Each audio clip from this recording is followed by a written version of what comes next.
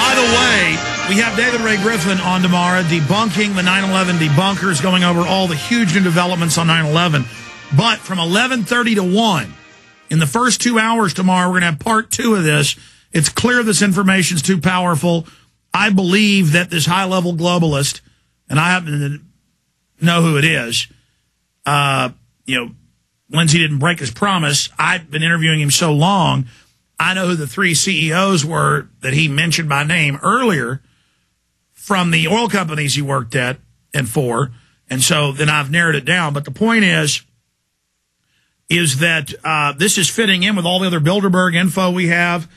I believed Lindsey when he called and said he had inside knowledge 2 years ago, almost 2 years ago, more than a year and a half ago, that it would go up to, oil would go down to $50 a barrel and stay there for a year. And it did that. Incredible prediction. No one saw that coming. But then I noticed in our own Bilderberg coverage, it was a footnote from Jim Tucker and a footnote from Daniel Estelin that inside sources said Bilderberg was going to cut oil in half from 150 to below 70. That happened. So, again, people ask, how do I know it's credible? How do I know it's not? Well, number one, has somebody been accurate over and over again? Yes. Number two, does it fit in with all the other intel I have? Yes. Now, could they alter something maybe down the road if we get involved, if we speak up, if we say no? But America has capitulated. The United States has given in to tyranny. And once they know you've capitulated and will put up with anything, then that's when the real tyranny starts. All the tyranny and corruption we've seen is only the beginning. I was just shown a video of police in Milwaukee.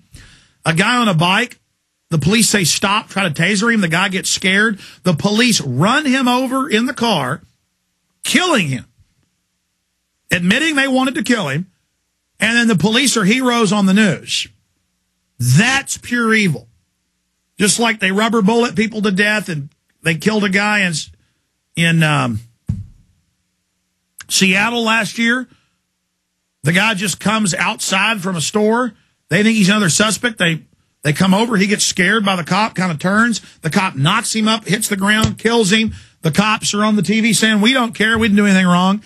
They've dehumanized us, and the police themselves are dehumanized. But, I mean, they just murder this guy and don't care.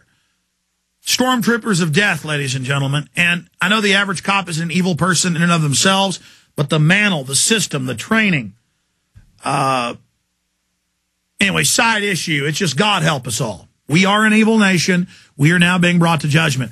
Now, Lindsey Williams, you've always been credible, and I believe that this high-level retired executive who's almost died recently did spill his guts to you. Charlotte Iserby was the number 2 at Department of Education.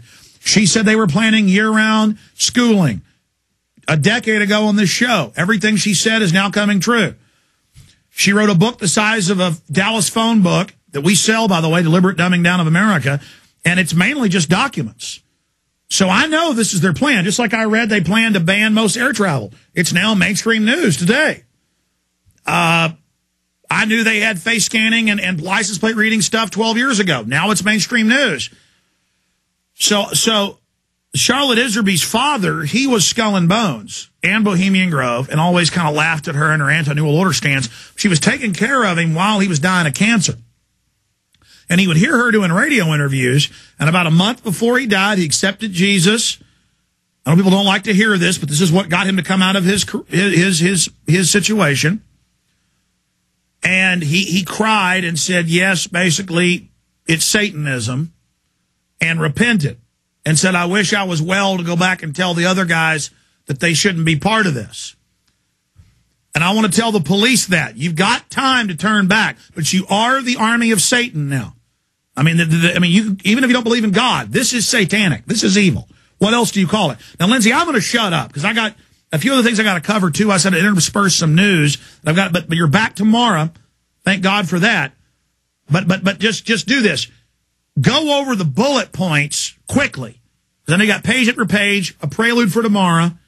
But then go back to this guy saying how they've taken over the churches and the devil's, what was the term he used? The devil's... Devil's Messiah. The devil's Messiah. So, and at the elite level, They're all into Luciferianism. There's no doubt. I mean, that's been in their own documents. This is so insane, but it's real. Continue. Alex, and everybody out there in the listening audience, there positively, I must emphasize this, there positively is a group of people on the face of the earth who control the world. You've had Alex say this over and over and over. I'm punctuating it again right now. There's a group of people on the face of the earth who control the world. They are for real. They know what they're doing. They are able to accomplish what they want. They control Congress. They control the president. And by the way, they're having trouble with this president. I think I'll probably save that for tomorrow.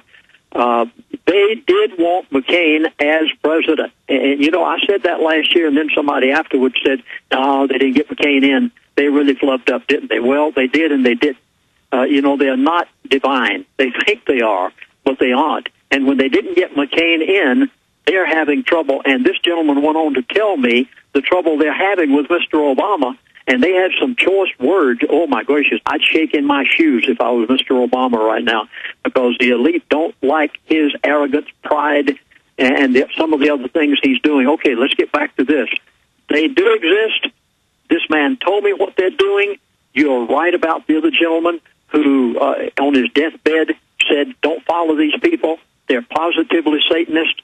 One of the first things I learned when I lived with the elite years ago was to listen to their buzzwords.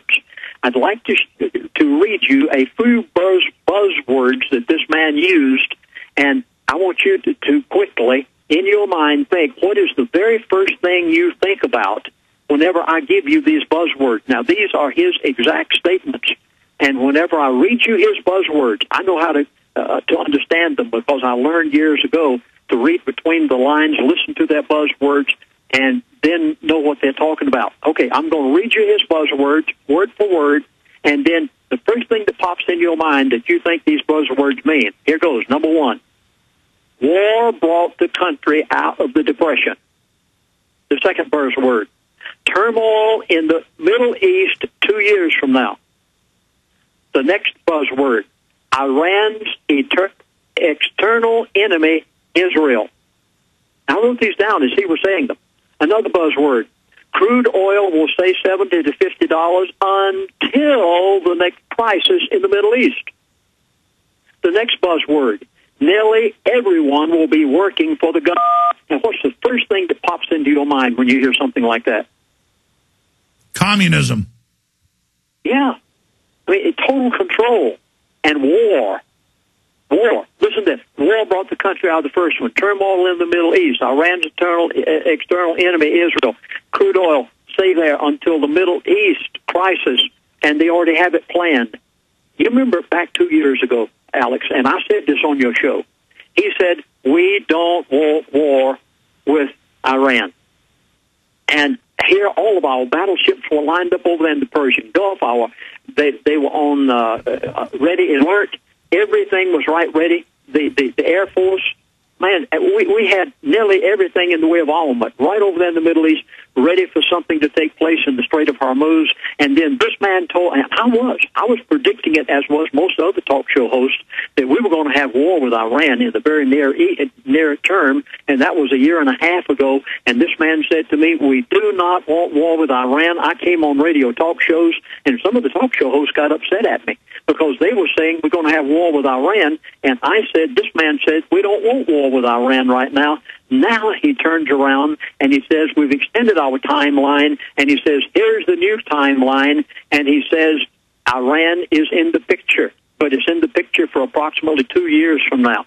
So I'm warning you, what we thought was going to take place 1.5 years to 2 years ago, you've got it down the line 2 years from now, and it's going to break out and spread all over the world at the time it happens. And he used buzzwords that indicated to me that they have something definitely in the wind for that period of time. I'm just telling you what this gentleman says.